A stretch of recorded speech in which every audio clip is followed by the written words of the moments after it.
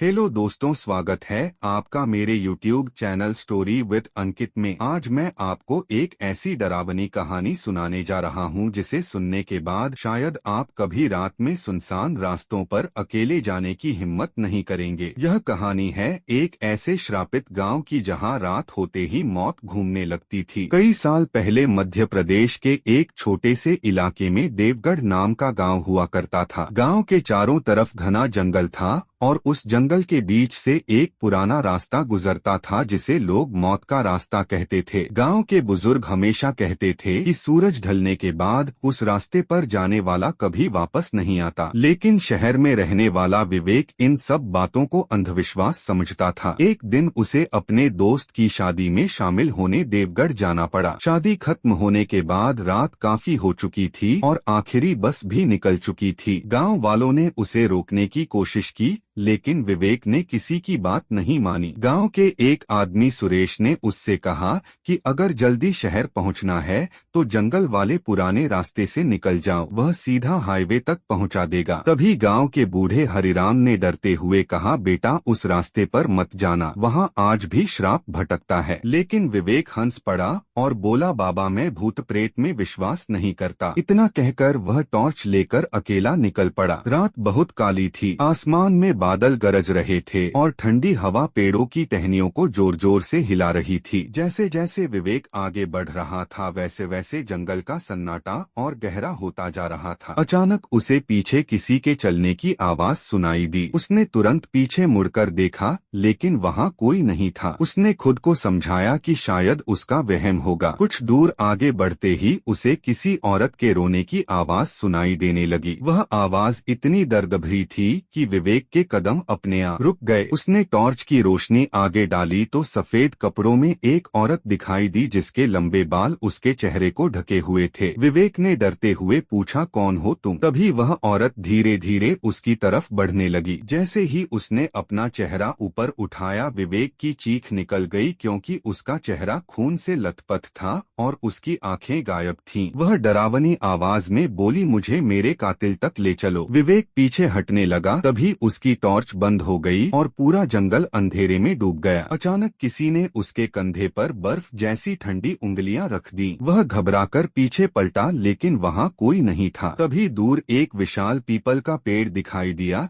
जिसके नीचे काले कपड़ों में एक बूढ़ा तांत्रिक बैठा हुआ था। विवेक भागकर उसके पास पहुंचा और बोला, बाबा मुझे बचा लो। तांत्रिक ने गंभीर आवाज में कहा, तुमने बहुत बड़ी गलती कर दी बेटा, यह रास्ता श्रापित है और यहाँ भटकने वाली आत्मा अपने कातिल की तलाश में है। तभी अचानक तेज हवा चलने लगी और वही औरत फिर से वहाँ प्रकट हो गई। उसका चेहरा अब और भी डरावना हो चुका था। तांत्रिक मंत्र पढ़ने लगा और बोला, यह लड़का निर्दोष है, इसे छोड़ दो। लेकिन आत्मा गुस्से में चिल्लाई, कोई निर्दोष नहीं है, जब मुझे मदद चाहिए थी तब सबने मुझे अकेला छोड़ दिया था। तभी तांत्रिक ने विवेक को बताया कि सालों पहले इसी रास्ते पर एक लड़की नंदिनी की हत्या हुई थी और उसका कातिल कोई और नहीं बल्कि उसका प्रेमी सुरेश था जिसने लालच में उसे मार दिया था। यह सुनकर विवेक के पैरों तले जमीन खिसक गई क्योंकि वही सुरेश उसे इस रास्ते पर भेज कर गया था। तभी अचानक दूर से सुरेश भागता हुआ आता दिखाई दिया। शायद उसे एहसास हो गया था कि अब उसका सच सामने आ चुका है। लेकिन जैसे ही वह पीपल के पेड़ के पास पहुंचा, पेड़ की जड़ें जिंदा सांपों की तरह उसके पैरों से लिपट गईं। सुरेश जोर जोर से चीखने लगा। नंदिनी की आत्मा धीरे धीरे उसकी तरफ बढ़ी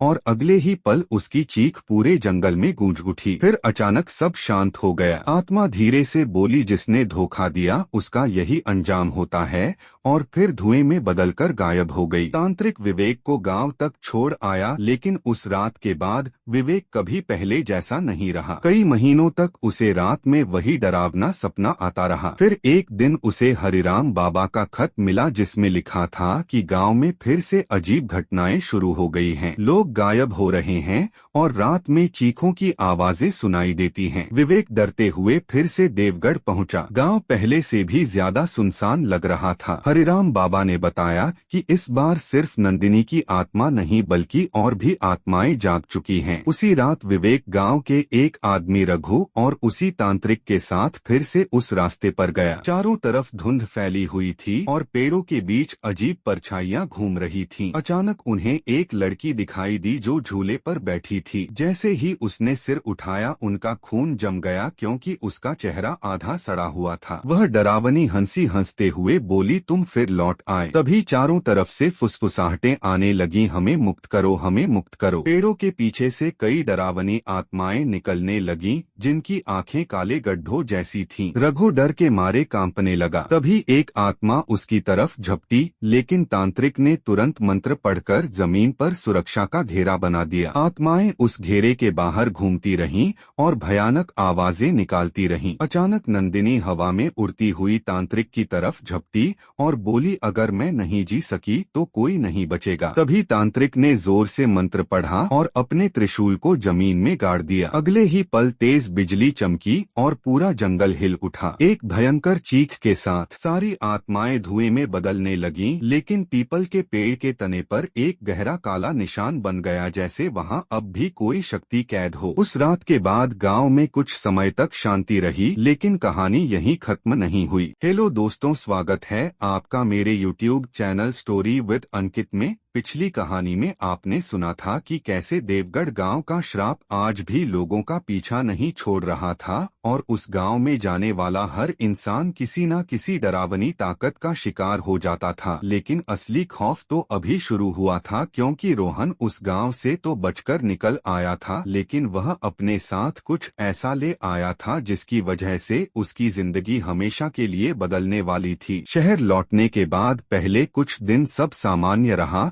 लेकिन धीरे धीरे उसके साथ अजीब घटनाएं होने लगीं। हर रात ठीक 3 बजे उसके कमरे की खिड़की अपने आप खुल जाती और बाहर से किसी औरत के रोने की आवाज सुनाई देती। शुरुआत में उसने इसे सपना समझा, लेकिन एक रात जब उसने हिम्मत करके खिड़की के बाहर देखा तो उसके पैरों तले जमीन खिसक गई। सामने सड़क के किनारे वही सफेद कपड़ों वाली औरत खड़ी थी जिसे उसने देवगढ़ में देखा था। उसके लंबे बाल हवा में उड़ रहे थे और उसका चेहरा अंधेरे में छुपा हुआ था। रोहन डर के मारे पीछे हट गया और तुरंत कमरे की लाइट जला दी, लेकिन जब दोबारा बाहर देखा तो वहां कोई नहीं था। अगली सुबह उसने खुद को समझाने की कोशिश की कि शायद वह तनाव की वजह से ऐसा सोच रहा है, लेकिन उसी दिन उसके फोन पर एक अनजान नंबर से कॉल आया। जैसे ही उसने फोन उठाया, दूसरी तरफ से सिर्फ एक धीमी आवाज सुनाई दी, वापस आ जाओ। फिर कॉल कट गया। उस रात रोहन को फिर वही सपना आया जिसमें वह खुद को देवगढ़ के उसी जंगल में खड़ा देखता है और दूर पीपल के पेड़ के नीचे कोई उसे बुला रहा होता है। सपना इतना असली लगता कि उसकी नींद टूटते ही पूरा शरीर पसीने से भीग जाता। धीरे धीरे उसकी हालत खराब होने लगी। ऑफिस में काम करते समय भी उसे अजीब परछाइयां दिखाई देने लगी। कई बार उसे लगता जैसे कोई उसके पीछे खड़ा है, लेकिन पीछे मुड़ते ही वहाँ कोई नहीं होता। एक दिन उसके दोस्त अमन ने उससे पूछा कि आखिर बात क्या है, क्योंकि रोहन का चेहरा हर दिन पीला पड़ता जा रहा था। पहले तो रोहन ने कुछ नहीं बताया, लेकिन जब उसी रात उसके कमरे में लगी सारी तस्वीरें अपने आप नीचे गिर गईं, तो उसने फैसला कर लिया कि अब वह अकेले इस डर का सामना नहीं कर सकता। उसने अमन को पूरी कहानी सुना दी। अमन को शुरुआत में यकीन नहीं हुआ, लेकिन अगले ही पल कमरे की लाइट अपने आप बंद हो गई और कमरे में बर्फ जैसी ठंड फैल गई। दोनों ने साफ साफ किसी औरत की हंसी सुनी। अब अमन भी डर चुका था। अगले दिन दोनों एक पुराने तांत्रिक ओमकार बाबा के पास पहुँचे, जो आत्माओं और तांत्रिक शक्तियों के बारे में काफी जानते थे। बाबा ने रोहन को देखते ही कहा, तुम अपने साथ मौत की छाया लेकर घूम रहे हो। यह सुनकर दोनों के होश उड़ गए। बाबा ने ध्यान लगाकर कुछ देर आंखें बंद रखीं